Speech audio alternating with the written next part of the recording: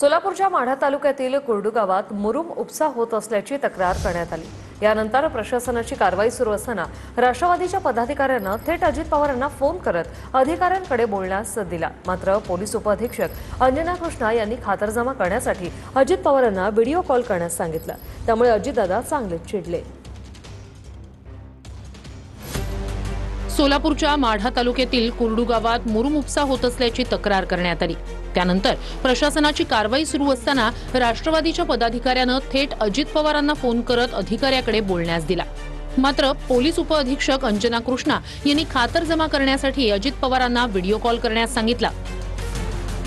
त्यामुळे संतापलेले अजित पवार यांनी अधिकाऱ्यांना थेट व्हिडिओ कॉल करत कारवाई न करण्याच्या सूचना केल्या। मदद करने का ही काम है सर। मिनिस्टर आपके साथ बोल रहा हूँ। मैं आपको आदेश देता हूँ कि वो रुकवाओ और आप जाओ और तहसीलदार को बताओ कि अजित पवार जी का फोन आया था। डिप्टी चीफ मिनिस्टर ने मुझे कहा ये सब रुकवाने के लिए, क्योंकि अभी मुंबई में जरा मुंबई का माहौल एकदम खराब हुआ है, उसको अपने को प्राधान्य देना है।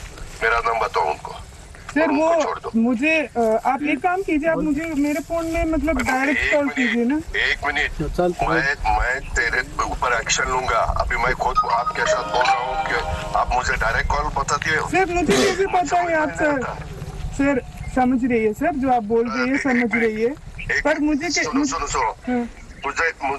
मुझे देखना है ना। मेरा नंबर दे दो या व्हाट्सएप कॉल करो। ठीक है सर, मैं यहाँ से बोल देता हूँ। ठीक है सर। मेरा चेहरा तो आपको समझ में आएगा ना। ठीक है सर। इतना आपको डेयरिंग हुआ है क्या? सर मेरे को कार्रवाई जो किया है मुझे कैसे पता है सर? कौन है? सर मुझे पता नहीं है ना सर। मैं सिर्फ यही बोल रही। मैं डिप्टी चीफ मिनिस्टर। सर समझ रही है वो आप बोल रही है जो नंबर दे दो मुझे, मैं डायरेक्ट आपको देता हूँ। एका व्हिडिओमध्ये अंजना कृष्णा जमिनीवर बसून अजित पवारांशी व्हिडिओ कॉलवर बोलताना दिसून आल्या। सर वो मेरे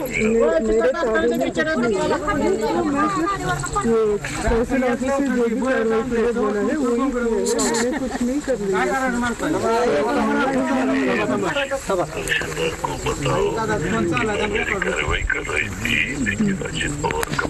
तहसील ऑफिस से। आता तो तुम्ही एका IPS अधिकाऱ्याला दम देताय, हे मोठे शिस्तबद्ध आहेत ना।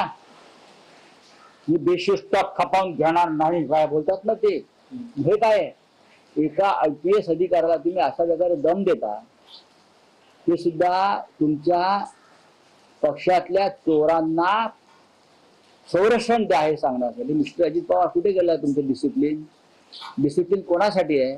नैतिक दृष्ट्या अजित पवारांना सरकारमध्ये राहण्याचा अधिकार खरं उरत नाही। तुम्ही सगळे चोरांचे सरदार आहात। तुला लाज वाटली पाहिजे हो राज्याच्या मंत्र्यांना अशा प्रकारे उघडपणे फोन करणं, दुसऱ्याच्या फोनवरून कोणासाठी करताय तुम्ही? म्हणजे अवैध मुरुम उपसा होणं ही चूक आहे। मुरुम असू वाळू असू, राज्याचे मुख्यमंत्री देवेंद्र फडणवीस अधिकाऱ्यांशी असं कधीच बोलत नाहीत।